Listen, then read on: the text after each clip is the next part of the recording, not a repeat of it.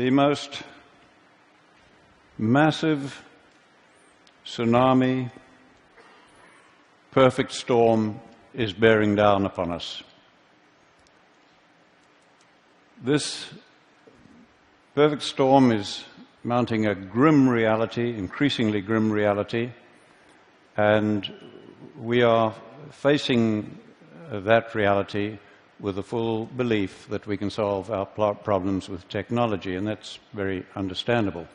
Now, this perfect storm that we are facing is the result of our rising population, rising towards 10 billion people, land that is turning to desert, and of course, climate change. Now, there's no question about it at all.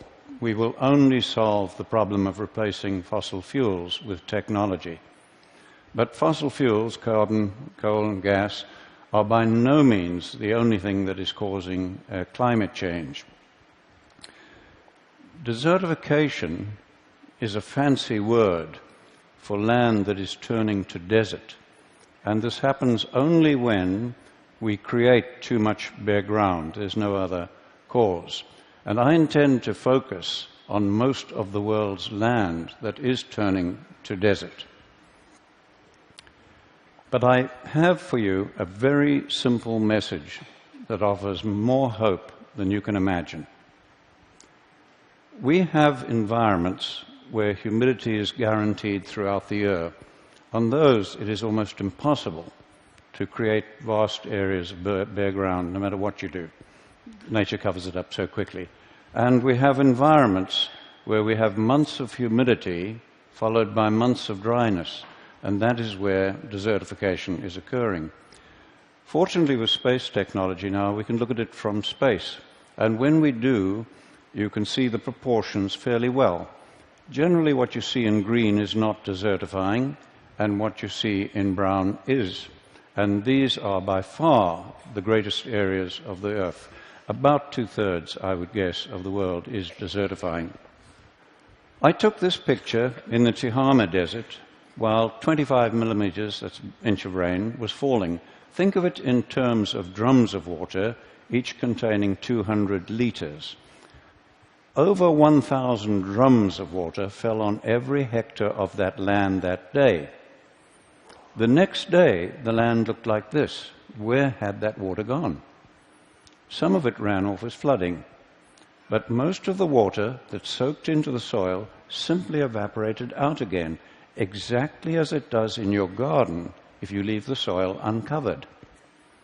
Now, because the fate of water and carbon are tied to soil organic matter, when we damage soils, you give off carbon. Carbon goes back to the atmosphere. Now, you are told over and over, repeatedly, that desertification is only occurring in arid and semi-arid areas of the world, and that tall grasslands like this one, in high rainfall, are of no consequence. But if you do not look at grasslands, but look down into them, you find that most of the soil in that grassland that you've just seen is bare and covered with a crust of algae, leading to increased runoff and evaporation. That is the cancer of desertification that we do not recognize till its terminal form. Now, we know that desertification is caused by livestock, mostly cattle, sheep and goats, overgrazing the plants, leaving the soil bare and giving off methane. Almost everybody knows this, from Nobel laureates to golf caddies, or was taught it, as I was. Now, the environments like you see here, dusty environments in Africa, where I grew up, and I loved wildlife, and so I grew up hating livestock because of the damage they were doing. And then my university education as an ecologist reinforced my beliefs. Well, I have news for you.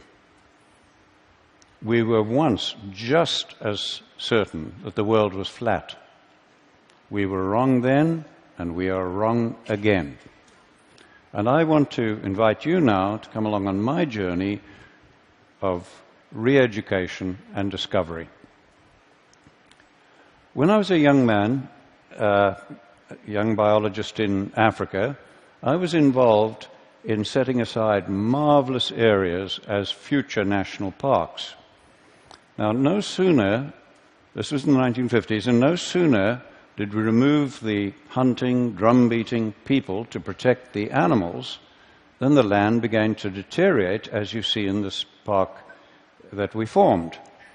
Now, no livestock were involved, but suspecting that we had too many elephants now, I did the research and I proved we had too many, and I recommended that we would have to reduce their numbers and bring them down to a level that the land could sustain.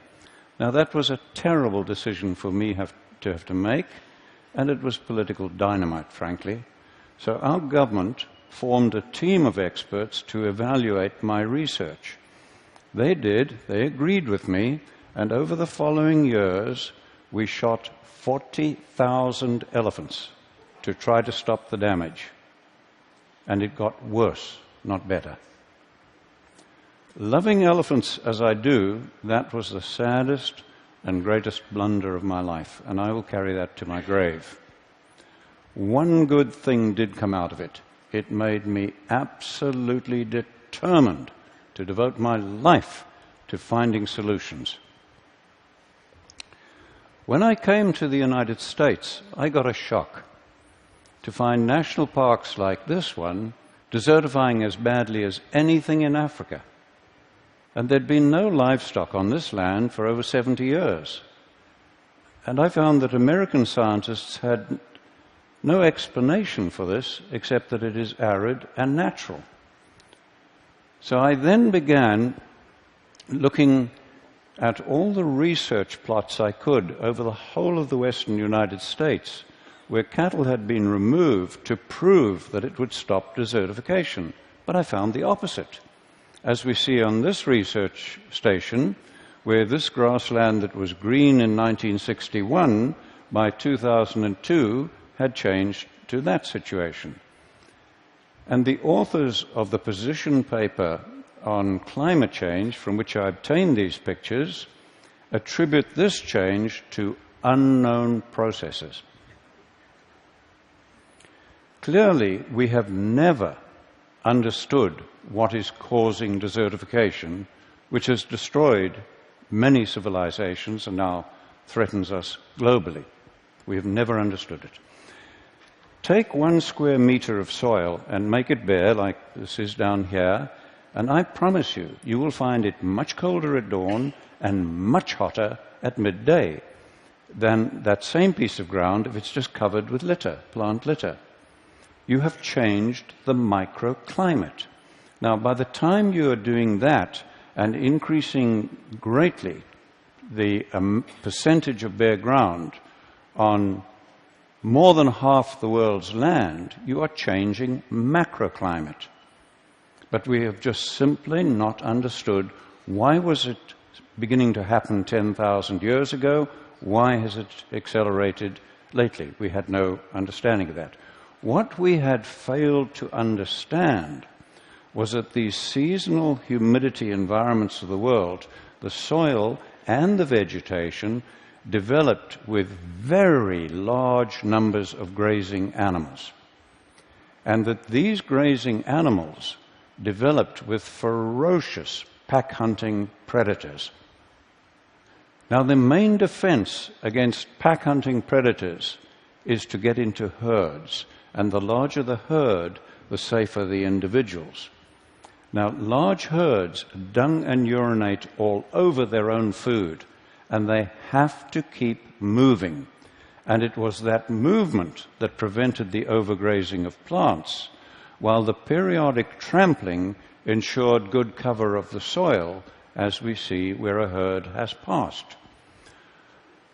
This picture is a typical seasonal grassland. It has just come through 4 months of rain, and it's now going into 8 months of dry season. And watch the change as it goes into this long dry season. Now, all of that grass you see above ground has to decay biologically before the next growing season. And if it doesn't, the grassland and the soil begin to die. Now, if it does not decay biologically, it shifts to oxidation, which is a very slow process, and this smothers and kills grasses, leading to a shift to woody vegetation and bare soil releasing carbon. To prevent that, we have traditionally used fire. But fire also leaves the soil bare, releasing carbon. And worse than that, burning 1 hectare of grassland gives off more and more damaging pollutants than 6,000 cars. And we are burning in Africa every single year more than 1 billion hectares of grasslands, and almost nobody is talking about it. We justify the burning as scientists because it does remove the dead material and it allows the plants to grow. Now, looking at this grassland of ours that has gone dry, what could we do to keep that healthy? And bear in mind, I'm talking of most of the world's land now. Okay? We cannot reduce animal numbers to rest it more without causing desertification and climate change. We cannot burn it without causing desertification and climate change. What are we going to do?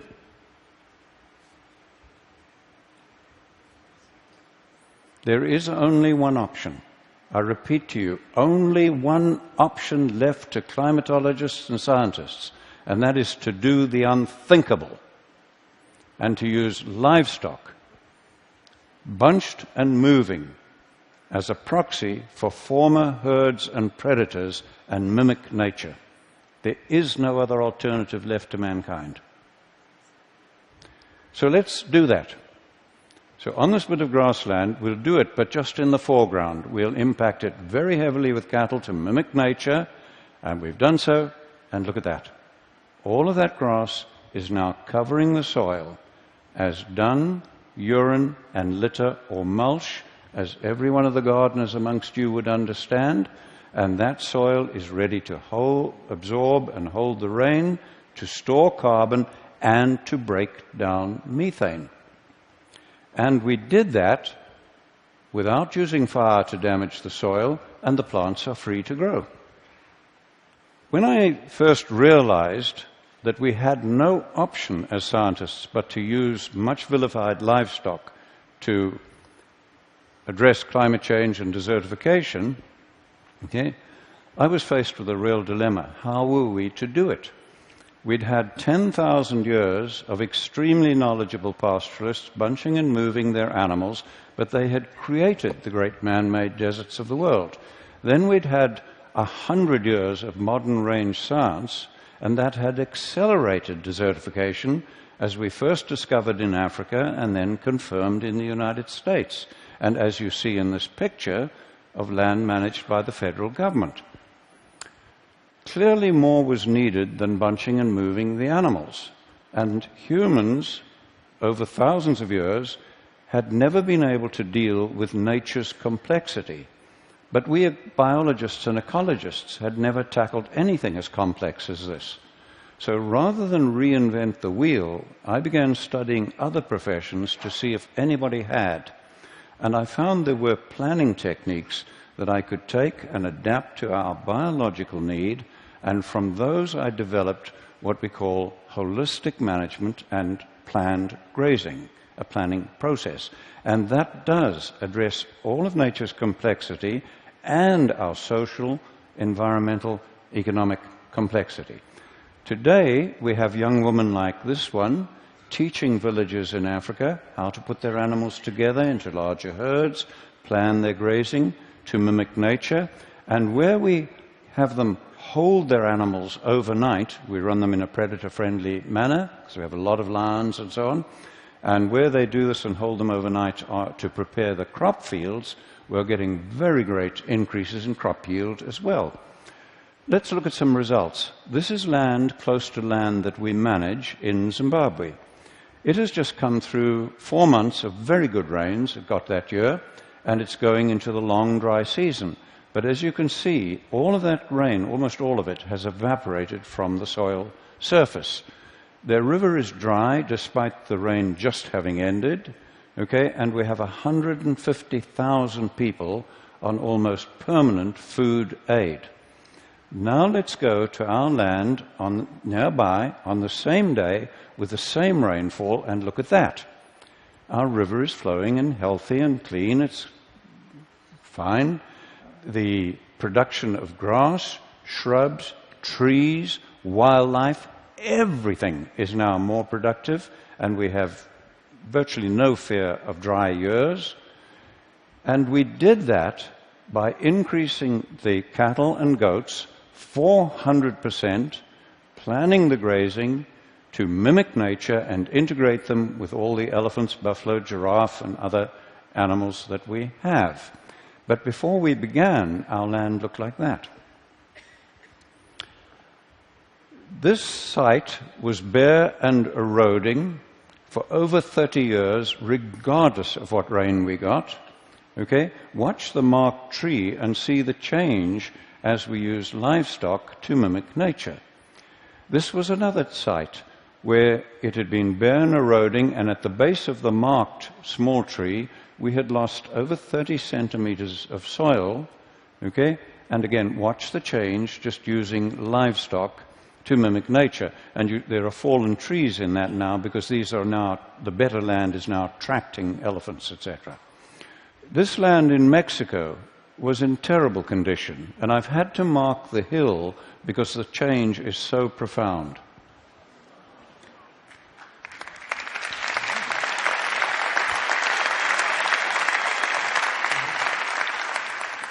I began helping a family in the Karoo Desert in the 1970s, turn the desert that you see on the right there back to grassland, and thankfully now their grandchildren are on the land with hope for the future.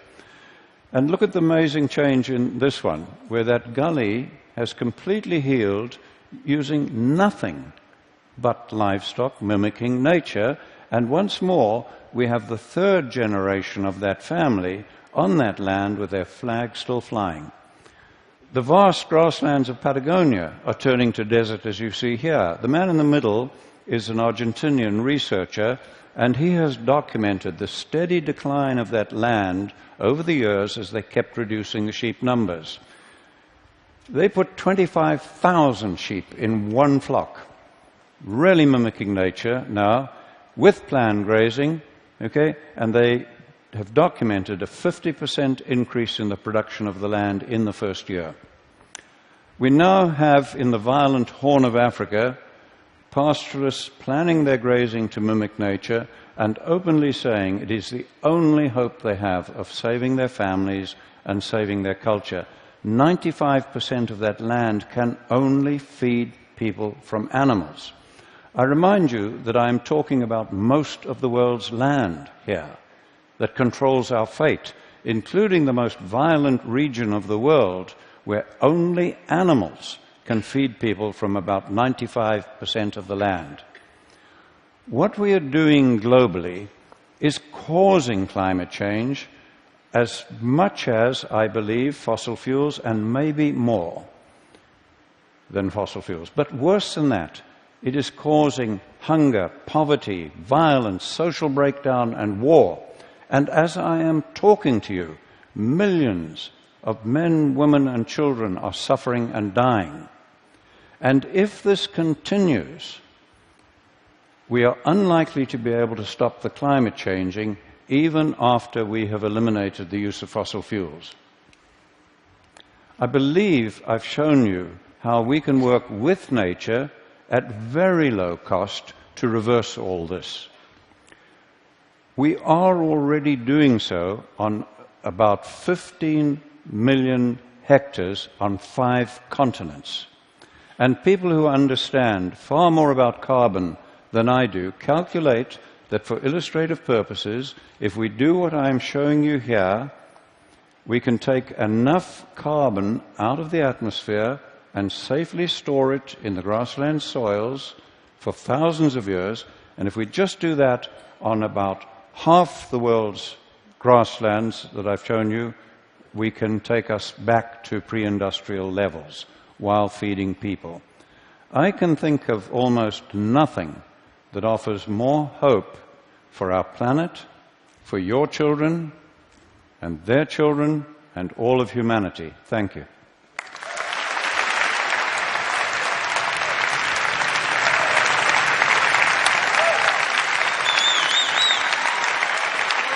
Thank you. Well,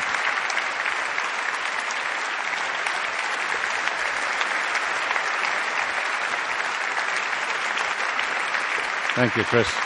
Thank you. Thank you. I have, and I'm sure everyone here has, A, 100 questions, B, wants to hug you. I'm just going to ask you one quick question. When you first start this, you bring in a flock of animals, it's desert. What do they eat? How does that part work? How do you start? Well, we've done this for a long time, and the only time we have ever had to provide any feed is doing mine reclamation, where it's 100% bare. But many years ago, we took the worst land in Zimbabwe, where I offered a £5 note in a 100-mile drive if somebody could find one grass in a 100-mile drive. And on that, we trebled the stocking rate, the number of animals, in the first year with no feeding, just by the movement, mimicking nature, and using a sigmoid curve, that principle. It's a little bit technical to explain here, but well, I would love to. Yeah. I mean, this is such an interesting and important idea. Yeah. The best people on our blog are going to come and talk to you and try and. I want to get more on this. Well, we wonderful. Can share along with the talk. That is an astonishing talk, truly an astonishing talk, and I think you heard that we all are cheering you on your way. Thank you so much. Well, thank you all. Thank you all. Thank you, Chris.